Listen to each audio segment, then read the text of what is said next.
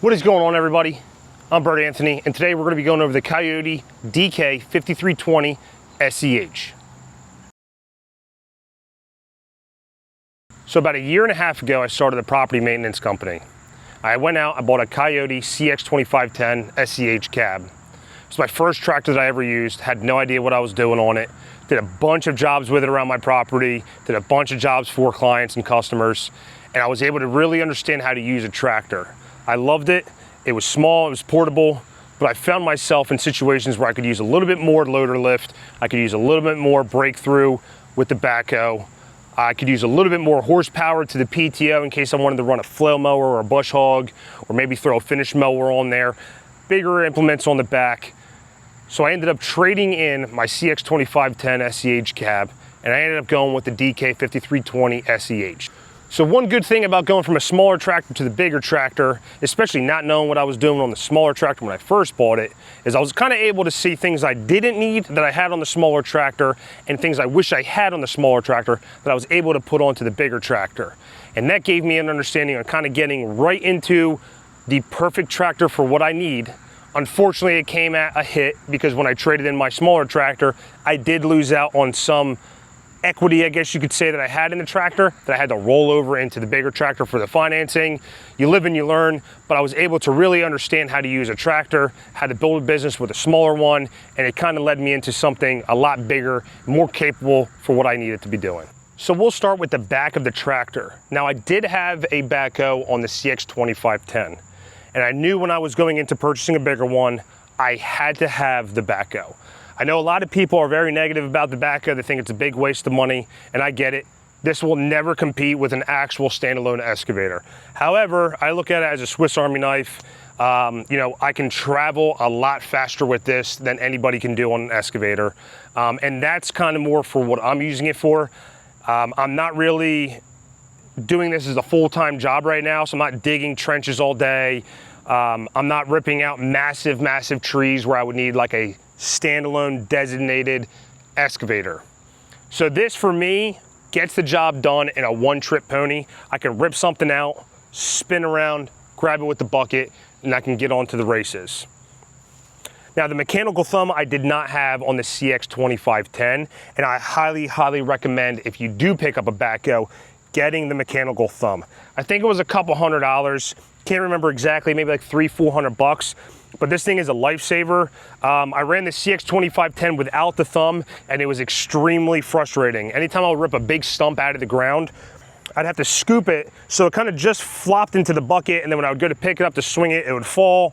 And jumping in a hole trying to move a stump to fit in here, it's just never going to happen. If it's a big enough stump, it's just not going to move. This has been a lifesaver. I picked up giant concrete footings out of grounds with this, literally swung them over to the side, set them down in a pile, and it was done and over with. So I would definitely recommend grabbing one of these. However, the pin that it originally came with, it did fall out probably within the first 3 days. I have no idea where it's at. I don't know why it fell out.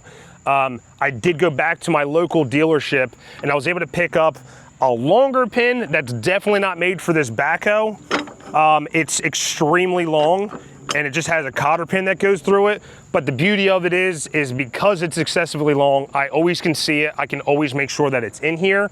Whereas when I was digging with the backhoe, I only realized that the pin was missing because the thumb was just flopping around, and then I was kind of SOL because I didn't have the pin, and now I had a useless thumb that was just flopping all over the place. The only other thing I added on the back of the tractor that I didn't have on the CX2510 was an extra set of remotes. Now, am I going to use the extra set of remotes? I have no idea, but I figured why not take a chance right now and future-proof it in case I wanted to add a hydraulic top link with the tilting top link as well. That way I can crown a road, crown a driveway, whatever the case may be, whether it's on the farm or somebody's house. Having that ability just future-proofed it. I've also been looking at flail mowers, as I mentioned earlier. I would love an offset flail mower that has the ability to swing up and down. Obviously, having that ability to have 2 sets of rear remotes gives me that opportunity to throw those on there. Now working our way more towards the front of the tractor, the next thing I made sure I added with this one that I didn't have on the CX2510 was I filled the tires with fluid. They do it right at the dealership for me, so it was super easy. It was delivered with it already done. And to my knowledge, they were able to add about 525 pounds per tire. So that gave me over 1,000 pounds of extra weight added to the rear of the tractor. That way, if I did decide to take the backhoe off, I still have plenty of ballast weight just on a naked tractor. I wouldn't have to throw a third implement on the back, which obviously if I want to, it doesn't hurt. But sometimes, especially with a bigger machine in tighter areas in somebody's backyard where there might not be as much room to move around, sometimes it's nice to take the backhoe off and just go as just the machine, and having that extra ballast just inside your wheels makes a world of difference. So coming up, I was able to add, I'm not really sure if there's a scientific name for it. My dealership just called it like a turbo button. So on the DK series, there's a little rabbit button here on the side, and it costs, I think, about $100 to have this connected because the button's always there. It just depends on if you actually have it installed or not. And believe it or not, that's actually been a huge help in a lot of the works that I do. So typically when I'm running the tractor, I'm usually around 18 to 2,000 RPMs. That's usually my go-to, 1,800 to 2,000. You know, I don't crank it up all the time unless I'm really doing something rigorous with it. But what's nice is if there's a pile of dirt, like a fresh pile of dirt that's like wet, you know, maybe they got it delivered, we had a ton of rain, and the pile is wet, which I have had on a job. You know, if I'm running at 1,800 RPMs, I go into that, you can immediately feel the tractor bog. You literally push this button while you're driving the tractor forward, throw it in low gear. If I need four-wheel drive, I'll put it in there, but usually I don't. Two-wheel drive, low gear, 18 to 20, 2,100 RPMs. Give this button a tap and it will literally shoot your RPMs up to, you know, close to 3,000, maybe a little over 3,000 RPMs. In an instant, I'm able to scoop up the dirt, shake it a little bit, level the bucket out, get all the excess dirt off, and then once you let off that, your throttle goes back down immediately. You're not sitting there fiddling with this, pushing this forward and backwards. Your hand's already on the loader controller. So you just push the button with your thumb, you're able to drive through, lift up your dirt, shake it out, release the button, and everything settles back down. Drive where you need to, dump your dirt, grade it however you need, drive back, and you never had to control the throttle response, which to me, some people might think it's a little excessive, $100, you really need it, but I can tell you I've used it on 2 jobs already, and it was absolutely amazing just having that ability to push that button for that little bit of a boost of power when it's needed. So this function I did have on the CX2510, and just like the backhoe, I would never own a tractor without it. And of course, that's the third function. Again, the loader control arm comes with the buttons pre-installed. It's just a matter if you get the hydraulic hoses and the whole system connected. I 100% recommend it. Even if you don't feel like you're gonna get a grapple 4-in-1 bucket or anything that would use that third function.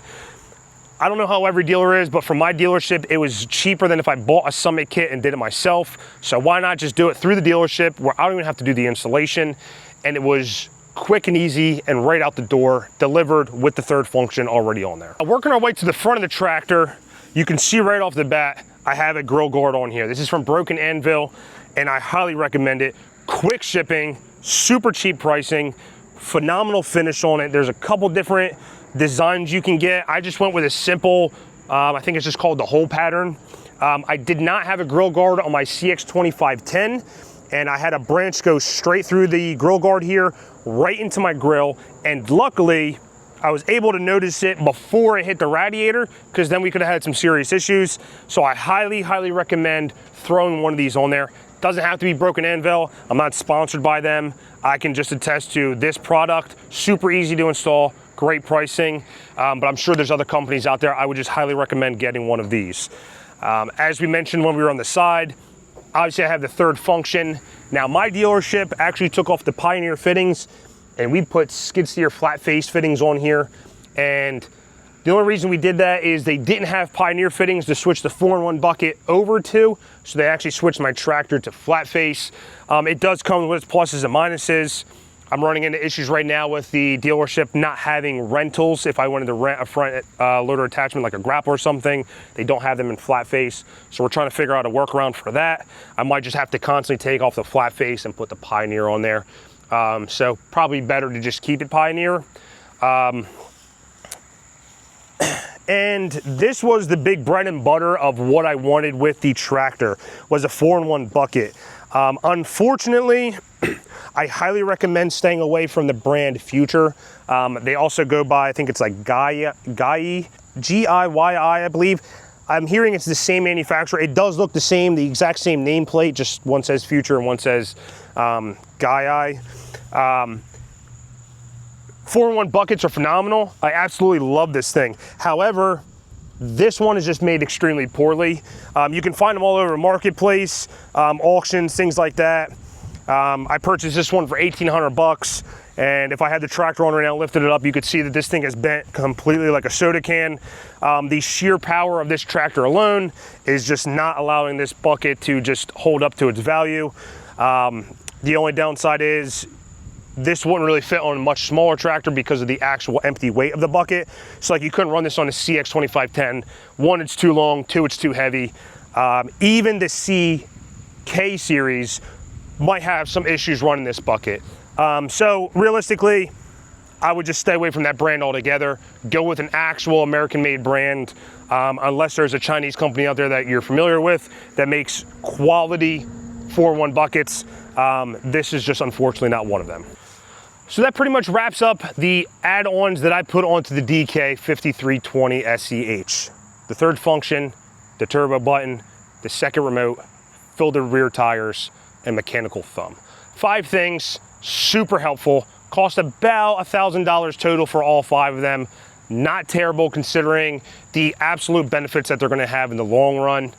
I will be doing a 50-hour review of this coming up. I'm just over 50 hours, so I just gotta switch my oil real quick, change out the filters, do the maintenance according to the manual, and then I'll be doing an overview of the jobs I was able to complete with this, as well as my initial thoughts on having it for 50 hours and how it compared to my CX2510. I know when I was looking for a tractor, there wasn't a ton of videos out there, and that's what kind of made me want to make a video on this. You know, tractors in general are an extremely big investment. You know, they're very Swiss Army knife, universal tools. There's a lot of things you can do with them. If I was able to find better videos when I was looking, maybe I would have just started with the DK. Maybe I would have had that middle ground of the CK, and I would have never been persuaded to go to the DK. But since I was already on the lower end in the CX series, I didn't want to just jump up to the CK. I didn't feel like that was that big of a difference to take a hit. So I went straight to the DK. And so far, I can say 50 hours in, I'm not mad about my decision. So if you guys have any questions, comments, concerns, make sure you leave them down. Give this video a thumbs up, hit subscribe. And if you have any videos you want to see in the future of this setup being ran, used, anything of that nature, let me know and we'll try to make it happen. Thanks, guys.